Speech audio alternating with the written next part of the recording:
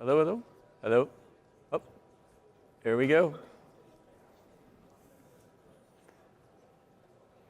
All right, I think we are ready. We are, I guess, the last session before we adjourn, and we're going to talk about platform engineering and some of the things we've seen about creating scalable and resilient systems. I'm Mark Weitzel, a principal architect at Microsoft in our developer division. And I've been at Microsoft for about 3 years. I've done a number of things like the developer CLI. I've worked on some of our API stewardship, and most recently been working on platform engineering with a number of colleagues across the organization, including Dan. Nice to meet everybody. I'm Daniel So. I'm a product manager in the Azure Kubernetes service team focused on platform engineering. Awesome. So we got a couple of topics that we're going to talk through today, and we'll try to leave some time at the end, and we'll hang out after the session as well if folks have questions.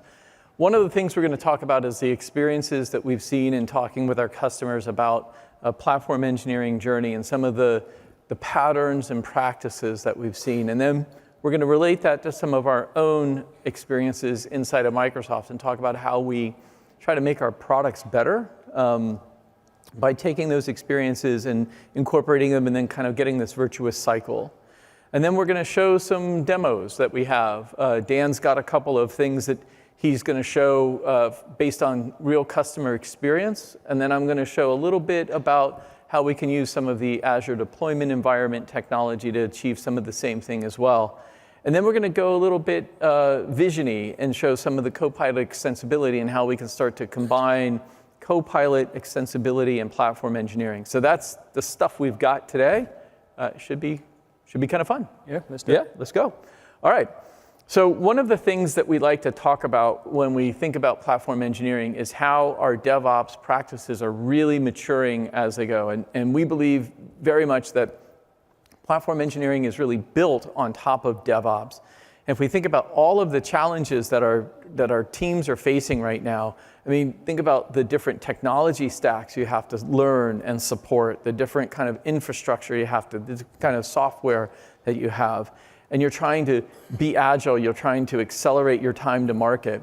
And all of these things are the pressures that your dev teams have to understand. And we saw earlier today in a number of demos how Copilot really helps us start to understand that.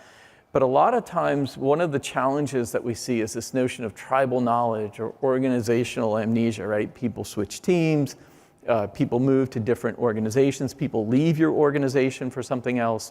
And all of this happens at the time when we're just throwing more and more technology at folks to learn, right? I mean, it's not like today, like, oh, we're going to wake up tomorrow. There's not going to be something new in our environment. And the result of this is that you get a lot of inconsistencies across your organization. You don't have a lot, it's hard to maintain and establish standards. It's hard to make sure things are compliant. And what that really gets down to is this notion of suboptimal designs. And that's just not cost, but you have exposure in terms of security that you might have as well. So you get all of these increased exposure to risk that you have, and it really just slows down the time to business value. And when we talk about platform engineering, and you'll hear us talk a lot about the experiences that we've seen with our customers, and we'll show some examples of what they've done.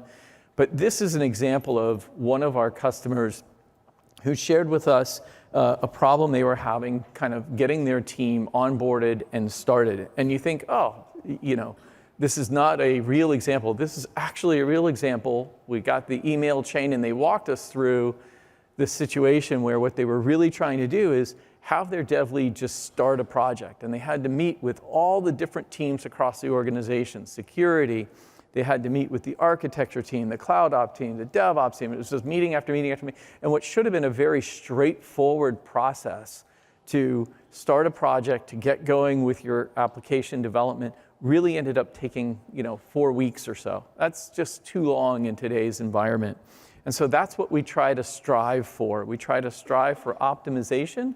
We create these paved paths, and we really think about platform engineering as a practice to really build on top of your DevOps that really is designed to improve your security, your compliance, your cost control, focusing on time to business value through that developer experience. And one way that we like to think about that is self-service. And self-service through paid paths or these automation templates that we have that give you a secure and governed way of doing this.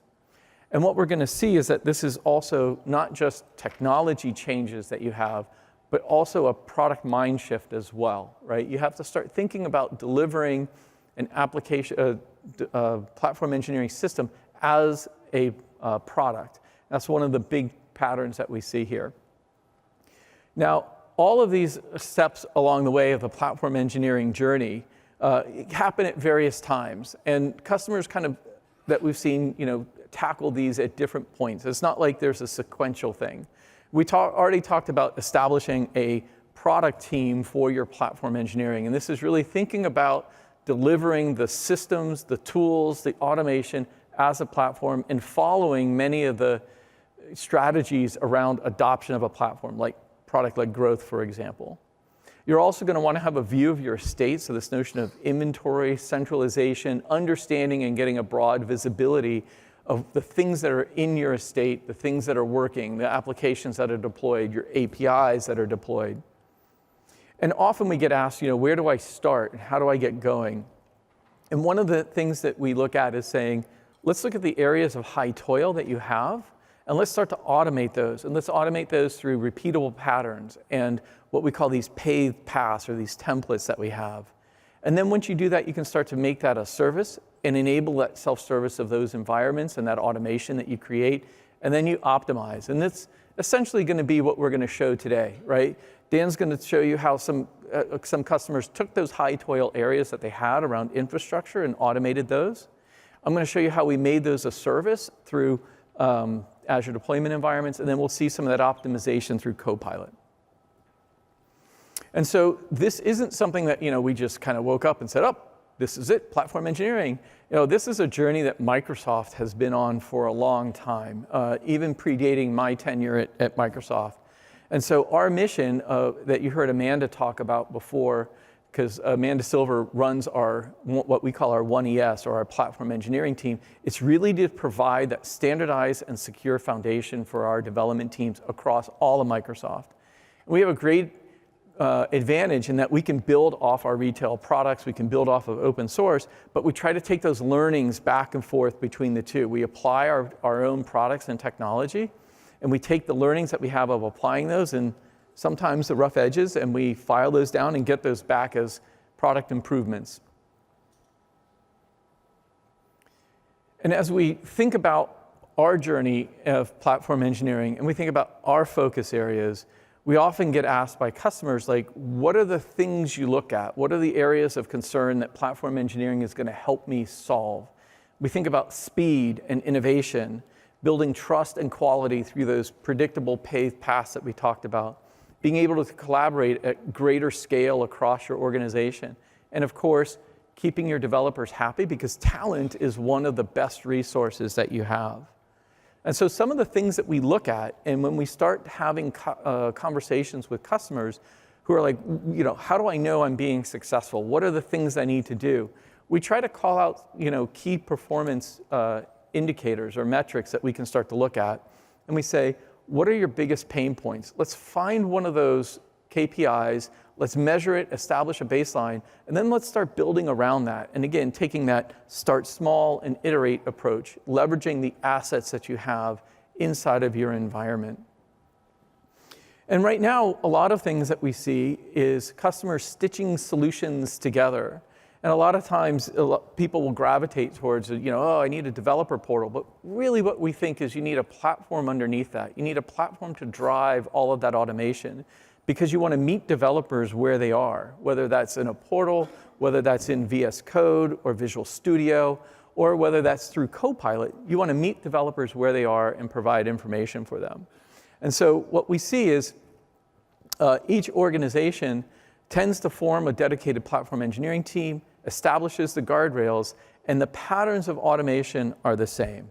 Our goals are the same, right? Enable self-service, do it in a secured, governed way, facilitate rapid development and onboarding into projects, give infrastructure as self-service, and manage and cost control. And one of the ways we do that, again, is to shift as a product mentality. Now, I'm going to turn it over to Dan, who's going to walk you through some of the experiences that he's seen at customers as he's worked with them. Dan. Well, thank you, Mark. So I'm going to talk about abstracting complexity. Enabling a dev team to just self-service infrastructure and tools is fine, and it's important, but providing the team with a fully pre-configured app hosting environment that enables them to start developing immediately will further reduce time to value as well as reducing cognitive overload. In the next two demos, I'm going to show you how a dev lead can get an application hosting environment that they need to build out a stateful service app that their team is building. The environment's going to have some Azure resources. It's going to deploy some cloud-native app to an existing shared app AKS cluster, where the workload's going to authenticate with a secret store and get a connection string that it needs to run the application. This is all going to be done without the developer knowing anything about Kubernetes, how the cluster's set up, or even actually knowing what other resources or making any choices that's actually required to run this application. I'm going to show you two demos. One's going to be using Terraform with GitHub Actions, and the other one's going to be using some cloud-native tooling. So the dev team want to get started, and the dev lead goes into the self-service catalog, and they're going to be selecting their application template that they want to use. And this is, as I mentioned, going to deploy these resources and utilize an existing cluster. The dev lead is going to raise a PR in the project repo, and that's going to kick off some automation. There's already an existing AKS cluster that's shared by multiple teams, and this has been already pre-configured, and it's run by the platform engineering team. We're using Azure Policy to ensure that observability, security, as well as compliance is adhered to. Once that PR is raised, GitHub Actions will start, and then Terraform will start deploying the resources into Azure. So you're going to have a database, a secret store, an identity, etc. The platform engineering team have already configured the AKS cluster, so it already has the Azure Key Vault provider for the secret store CSI driver that's going to be needed to retrieve the secrets for those pods. Terraform will then continue deploying the resources. It's going to create a user-assigned identity, and then it's going to federate them. And that's needed for the workload identity and the secret source CSI driver to go and get the secret and then inject it into the pods. Lastly, the pipeline's actually going to emit some of the parameters that we're going to need to go and deploy the app, and I'm going to do that part manually just so you can see the underlying pieces. Let's take a look at the demo. I could have done that for you. But you didn't. Okay, so first of all, what I want to actually show you is I've already got my shared app AKS cluster, and this is actually its configuration. It's a cross-plane configuration, not that that really matters too much, but what I just want to call out is that it's already been configured with a whole bunch of add-ons. So here you can see that we've got the Microsoft Defender installed, Defender for Cloud. We've got the metrics add-on, and that's exporting metrics to a Prometheus-compatible solution, and we're also extracting logs out as well. I want to bring your attention also a bit further down, is that the AKS cluster is actually configured as an OIDC issuer, and this is where it's actually going to be used in conjunction with Microsoft Entra for allowing OAuth workloads to actually authenticate with Azure resources with a workload identity. And then lastly, down here, what you can see is we've actually got the Key Vault secret store provider. And what this is going to do is this is going to install the secret store class that's going to enable AKS to go and connect to Key Vault. And then lastly, we've got Azure Policy enabled, and that's going to be installing Gatekeeper as well as some other add-ons into AKS. Now here's my legendary developer wiki, and so the dev lead's come along and he's like, okay, well, I need to go and deploy this, this stateful application. And so they see here that they need to go and deploy this module and pass in some properties that you can see. Now inside that module, there's quite a bit going on. We're creating a resource group, we're connecting to that Kubernetes cluster, we're creating a key vault, we're setting permissions with role assignments, we're creating the managed identity, etc. And then right down the end, what you're also going to notice here is that we're also then extracting the Cosmos DB database connection string, and we're injecting that into Azure Key Vault. Then one of the last things it actually does is it creates an Azure policy on the resource group that it's creating. because the developers may actually want to get access to that. They may want to deploy some more resources. But what this actual policy is doing, it's locking down the resources that can be deployed into this resource group. Now, that's all fine, but what this policy doesn't do, it doesn't define the shape or the properties of those actual resources. You would need additional policies for that. Now, in terms of automation, I'm actually using GitHub Actions, and I've got essentially two workflows. I've got one that detects drift detection, and that runs every 24 hours. And then this one here, this is the Terraform plan and apply. And essentially, as soon as I essentially do a commit on main, then it's going to start running that Terraform. And all of this is available to you at the end in a link.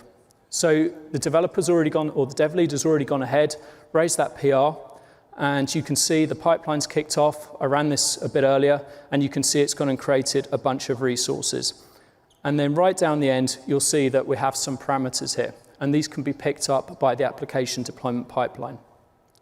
Now, as I mentioned, I'm actually going to run these manually, and just to show you how they can be used by an application. So here, I've got this Kubernetes config. I'm actually going to run it and then deploy it to my shared app AKS cluster, and then I'll walk through what it does.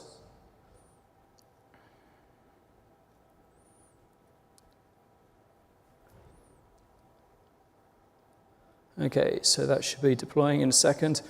And what you can see is here, it's going to be creating a namespace, so it's got some isolation on that cluster. It's got an annotation here to say, look, we're going to be using a workload identity. Here's the secret store or the secret provider class, and this is going to connect to an Azure Key Vault. It's also going to take a user-assigned identity, and it's going to know where to get the secrets from.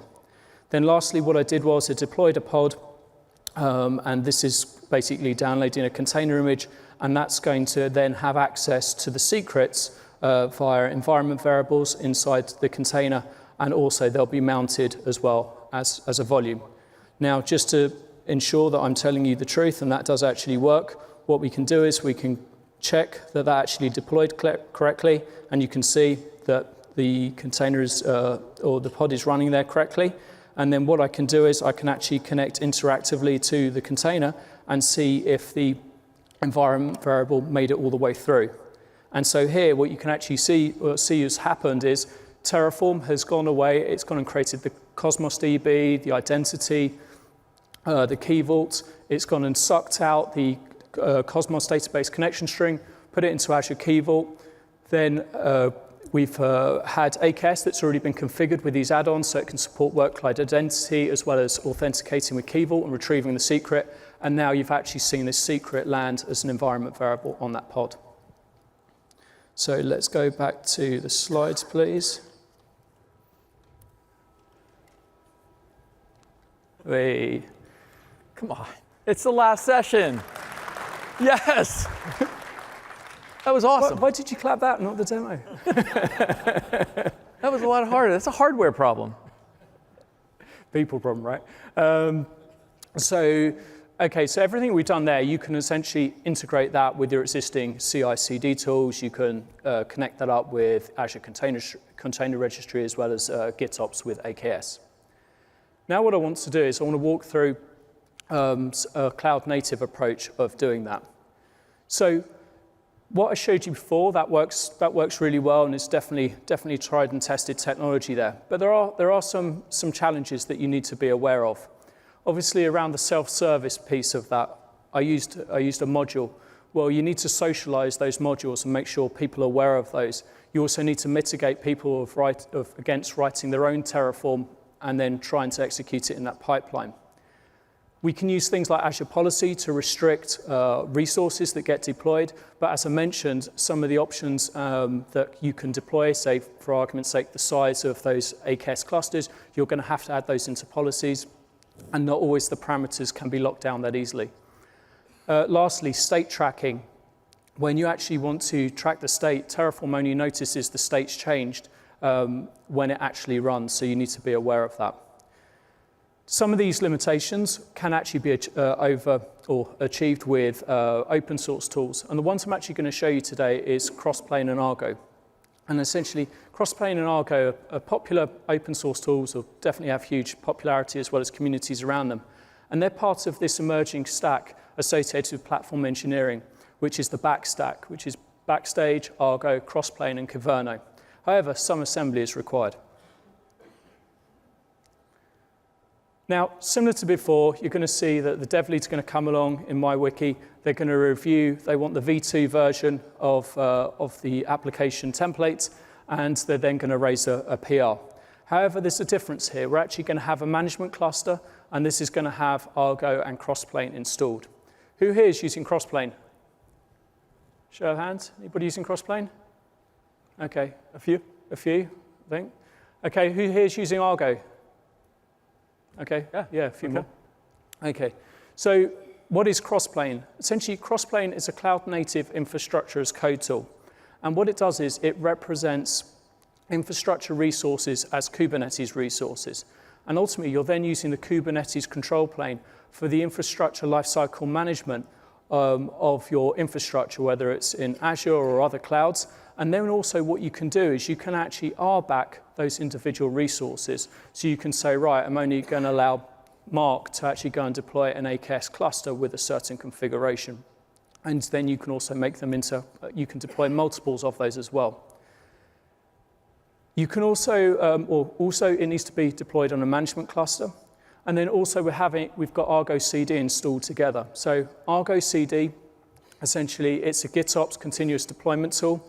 And what it does is it resides on that cluster, and it's going to be reconciling a declarative, immutable single source of truth. And ultimately, that's going to be our infrastructure configuration. The first thing it's going to do, Argo will notice that there's been a PR made in the project repo. It's going to pick up that configuration, and similar to before, what you saw with Terraform and GitHub Actions, it's going to start creating all those resources. Then this is where you're going to see the divergence occur between what you saw in the last demo. Crossplane is actually going to create another Argo application configuration, and it's then going to deploy that to the shared AKS app cluster, or we call it a downstream cluster. And then what this is going to do is this app configuration on there is actually going to connect to the developer's repository, download and install the application. Now, this is essentially what I did manually before. This is going to do it all in one go. Can we go to the slides, please? Sorry, the demo. Cool. So here's the V2. Don't encourage him. It's a tough crowd. Don't encourage him. Tough crowd.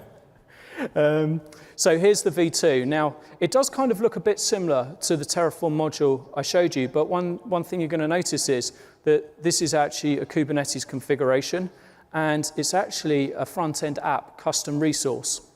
Now, this is a custom resource that I created. Now, as I mentioned, Crossplane can not only just create native resources in Azure, whether they're VMs, Key Vaults, whatever, you can create composite resources in the same way you did with Terraform modules. So what I've done is I've actually created a composite resource in Crossplane, and this is ultimately the front end of it. So I've created a custom resource definition, and it's going to take in these properties. And when we actually go and look at the custom resource definition here, you can see that it's expecting those properties that you just saw, so things like location, app name, repo URL. If I then go and actually look at the business side of it, the composition, you can see here, sort of if you look carefully, we're starting to go and deploy Azure resources here, like the resource group, the user-assigned identity, and all the other things that we did with Terraform. Now, again, I want to draw your attention to one of the more important pieces of what it's doing. Here, it's actually going to create this Argo configuration, and this is the configuration that's going to apply to this other AKS, or my shared app AKS cluster. And so here you can see it's expecting a repository path, a repository URL, and then here, this is actually its configuration. So when Crossplane reads this, it's going to be like, oh, I'm not applying this to the management cluster, I'm applying this to the shared app AKS cluster. Now, the repository or where the app is actually living, the app is already living in a repository. And then what I've done is I've created essentially a templatized version of that app, which you just saw me deploy in the previous demo. and Crossplane is essentially going to populate all these different properties for me. Now, what I've already done is I've already gone ahead and I've already actually gone and raised a PR to go and create an application using Crossplane, passing these properties, and you're going to see that in a second. Now, I'm feeling pretty brave here, and I'm going to deploy another one. So here I've got another front-end app configuration. We've got a slightly different name. We're going to call the actual configuration Snap, and it's going to be called, or the app name is going to be called Test Front. So I'm going to go and commit that change, and we're going to let that run. And now I'm going to jump onto the management cluster. So this is actually Argo running on the management cluster. And here you can see this already has an Argo app configuration, and this is reconciling to the project repository, i.e. this repo here that's got the app config. If I jump into it, what you'll actually see is you'll see that previous configuration, and here you can see all the resources here, like the role assignments, the resource group, the registry, etc. Now let me just refresh it and see if it's picked up. There you go. It's actually worked. Wow. Surprise myself occasionally. And here what you can see is it's creating the role assignments, the resource group, and it's doing the whole thing all over again. Okay, so let's go and have a look at that. So let's go on to demo 2. And what I'm going to do is I'm actually going to connect to that shared app AKS cluster. And what I want to do is I want to actually check to see if the Argo application configuration has made it and installed. And here what you can see is there's Test Front 02. That was the previous PR that I raised, and you can see that's synced. So that means it's actually downloaded the app and it's already installed it on the AKS cluster. And here, this is the one that I actually just raised. It will take it a few minutes before it fully syncs up because it hasn't deployed out all of the resources.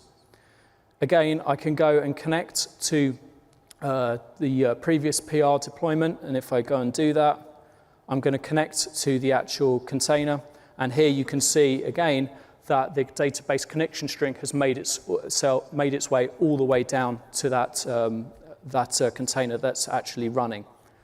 Then I can feel brave again, and what I can do is I can go and check the namespaces on that shared app AKS cluster, and here what you can see is that PR I just raised for Test Front 03, it's already gone and created the namespace on the AKS cluster.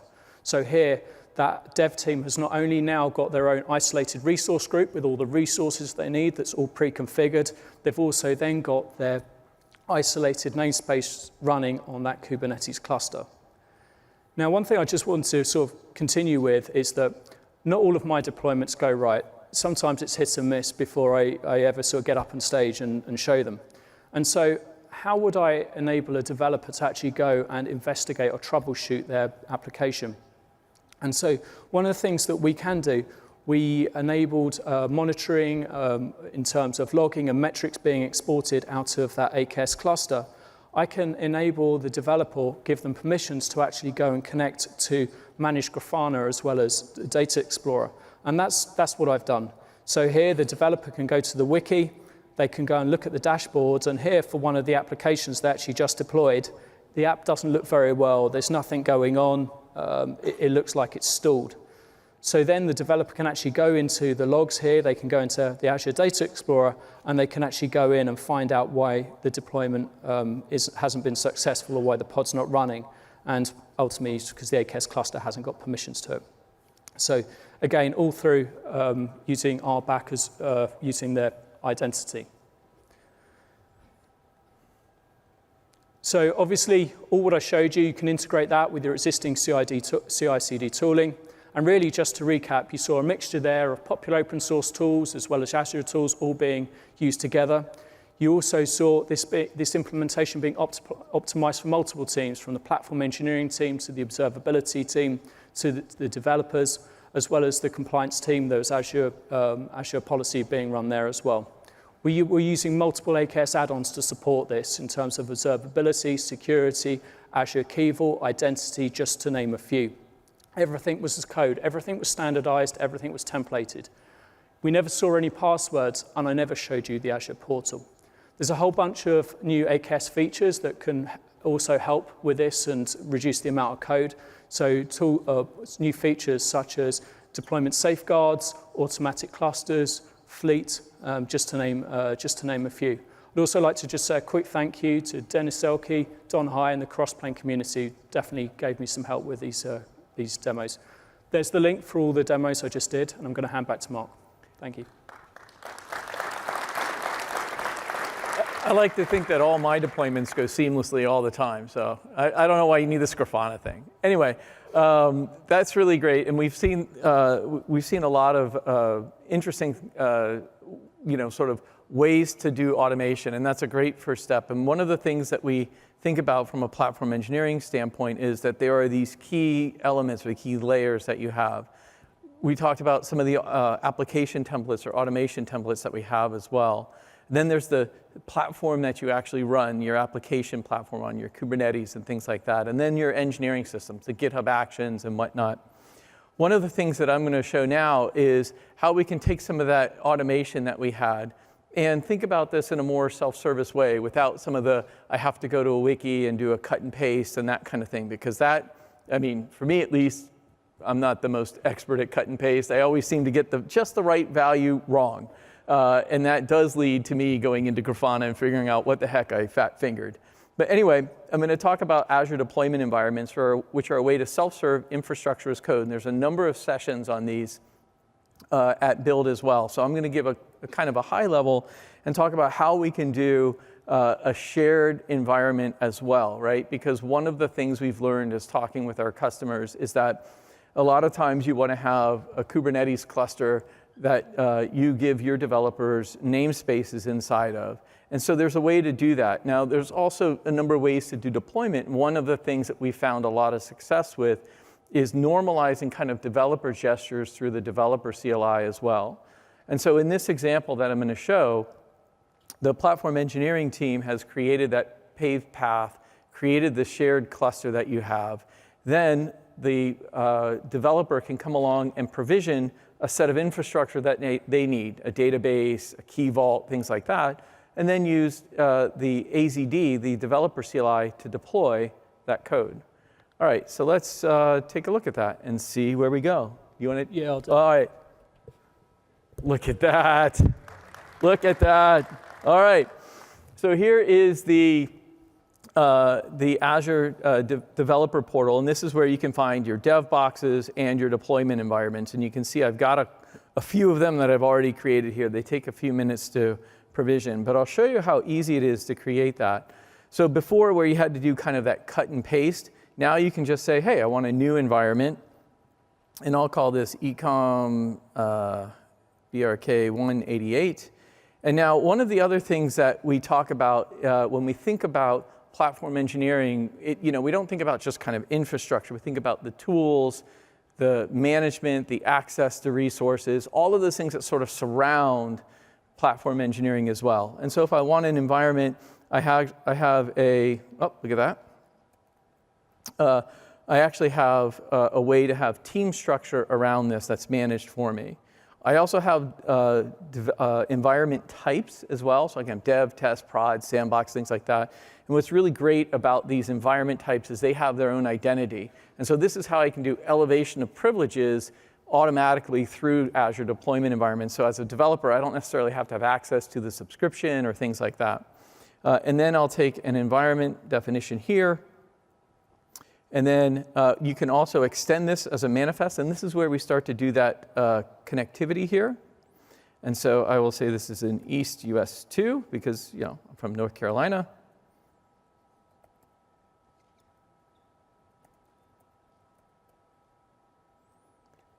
And I'm going to locate that in the BLD 24 BRK 188 project.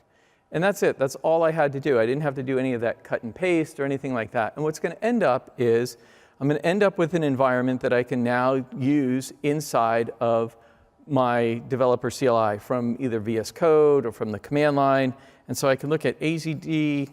I can list the environments here.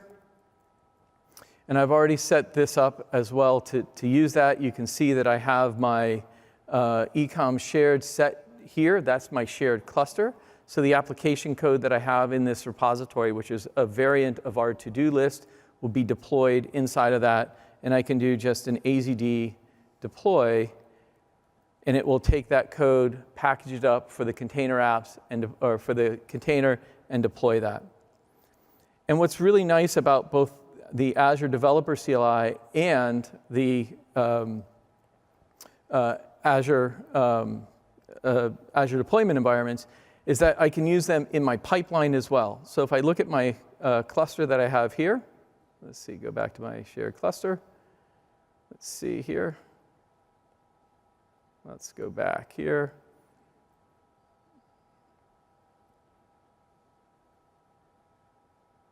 There's my ecom. I'll show you that what we end up having here is our cluster. And what we've done is we've isolated the namespaces inside of that cluster. Let's see. It shrunk on me here.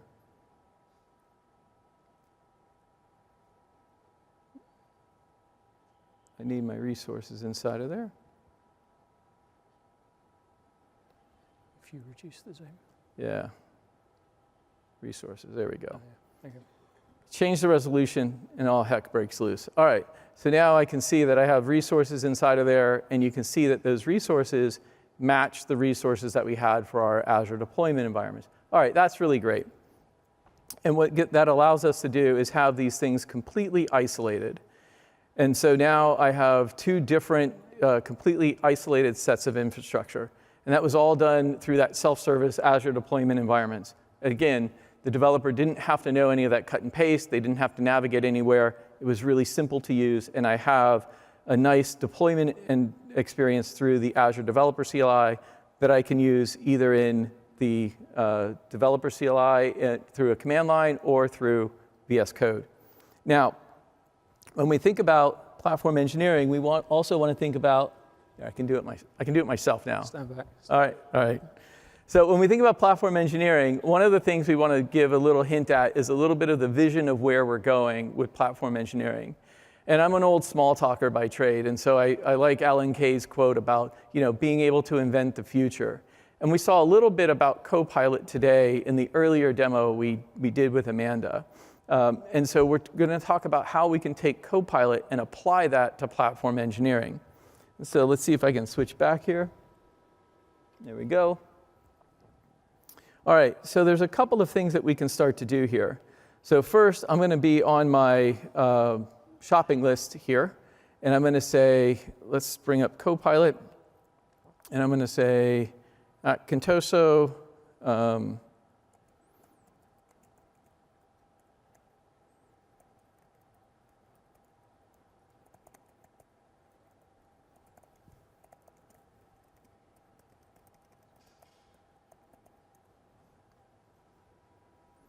so now when I interact with the Copilot extension we've written, it's now, as we saw earlier today, it's going to go look at GitHub, but in this case, it's actually going to look at my Azure deployment environments as well. And you can see that here's one I've created for this session. And so I can now say, fulfill.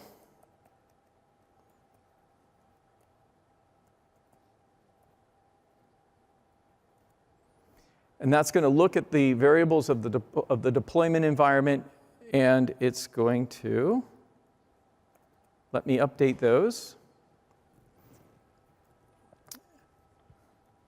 So now it's going to look at the manifest for the Azure deployment environment. It's going to inspect that, and it's going to come back with some recommended values. The deployment environment name is OK. The region's fine. I'm going to update the shared AKS project.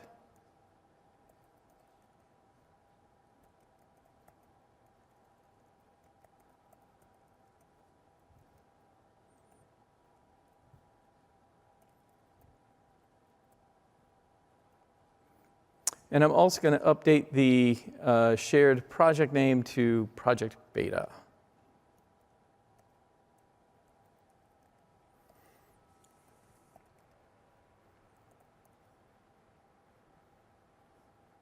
Shared AKS environment name. I'm going to update the project.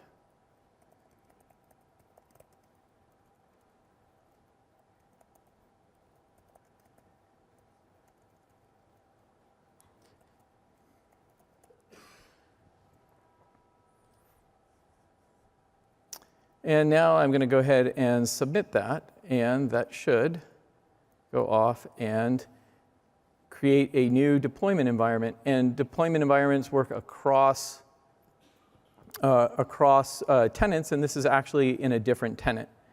Now, one of the things that I'm going to do at this point, you can see that it's creating that there.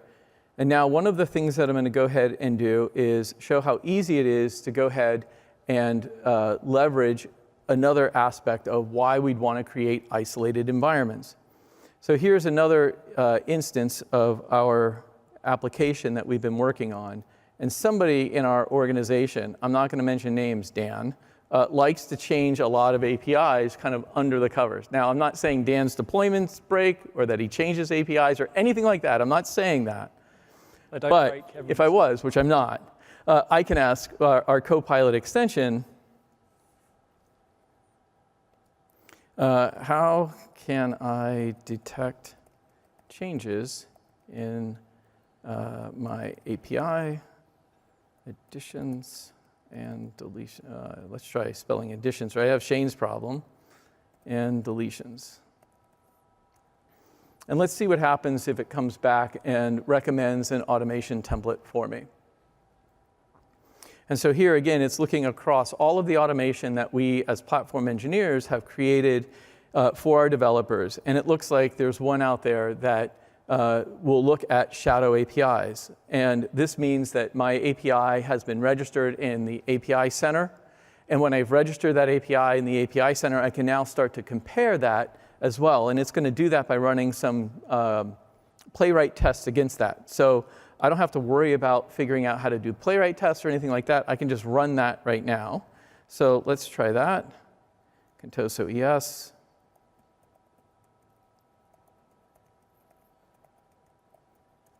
Detect shadow APIs. And again, I'll be asked to confirm that,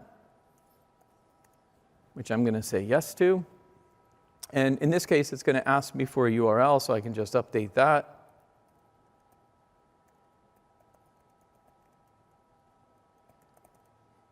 And here's Dan's API. OK. And I'm going to go ahead and submit that when it comes back and tells me, yep, that's good. Now, that takes, again, a few minutes to run, so let's see what happens here. So here's my Detect Shadow API. We should see one kick off here in a minute. Because essentially what's happening is that Copilot extension that we've written has indicated that it runs GitHub Actions as, it can surface GitHub Actions in a self-service way. And we can surface those through the Copilot extension and that chat interface that we saw. And again, if I go into one that I ran earlier, sort of through the Easy Bake Oven, we can see that, yep, there's been some API changes here. And that's been picked up for me by API Center. Now, again, I'm not saying who did those API changes. Now, we talk about leveraging and building automation and GitHub Actions and being able to surface those through Copilot. And we want to make that really, really, really easy to go off and do. And so here is a repository that we've annotated earlier. And we've annotated that repository to indicate that it contributes workflows to our Copilot extension that we've written. And there's how we do that. And now we come back and say, in order to surface one of those, I can use our template. I will configure that there. And there's a couple of things that are interesting in this template here. The first thing is that we have this ability to say, hey, I have entities in my system, and those entities are going to be like repositories or environments. And our Copilot extension is smart enough to recognize that that means, oh, I've got a GitHub repository or an ASDO repository, or I've got something that contributes environments like Azure deployment environments. And so in this case, this is a starting template, and I'm just going to say, well, let's try chaos testing again. Let's see, add denial, deny access false. to Key Vault. And if we look at our Chaos Studio, there's a way that they have a number of kind of pre-built tests in there. And so one of the tests or faults that you can inject into your environment is one that basically turns off Key Vault and simulates denial of access. Used to simulate Key Vault.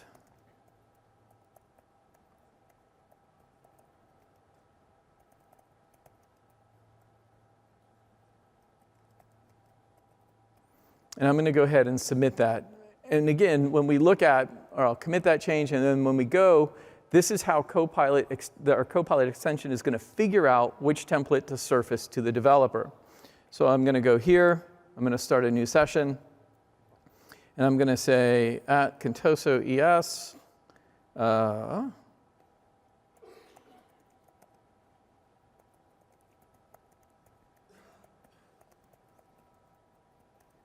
how can I test my Key Vault failures?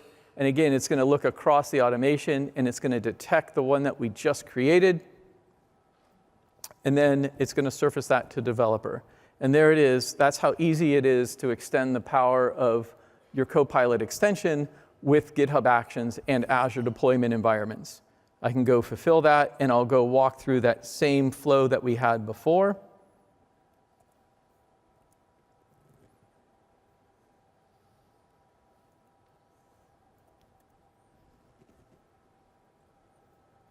I'll get asked for some input variables. And notice that it's also going to pick up my repository. It understands the context of where I'm at. And it's going to ask me, let's see, I can update repository.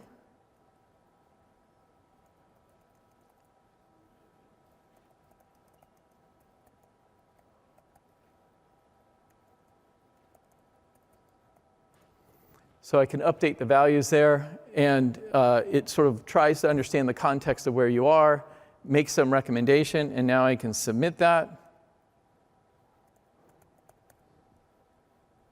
And I've just created a GitHub action that is exposed through Copilot that is immediately available for our developers that kicks off the GitHub action and the automation that we had here. And that's how easy it is to extend the power of Copilot. Like, that's our vision for where we want to go. Take all the tools that you use in your environment, make it easy to integrate and extend, and surface those through whatever tools that your developers use, including Copilot. And so now I think I can go one last time. Back to slides. There we go. All right, so that was the big finish. Right? We want to simplify through platform engineering, what developers do, and increase that developer joy and that developer love. There are lots of other sessions that we have today, throughout Build on platform engineering and some of the technology that you've seen here. And if you have any questions, it would be great to connect afterwards. Thank you.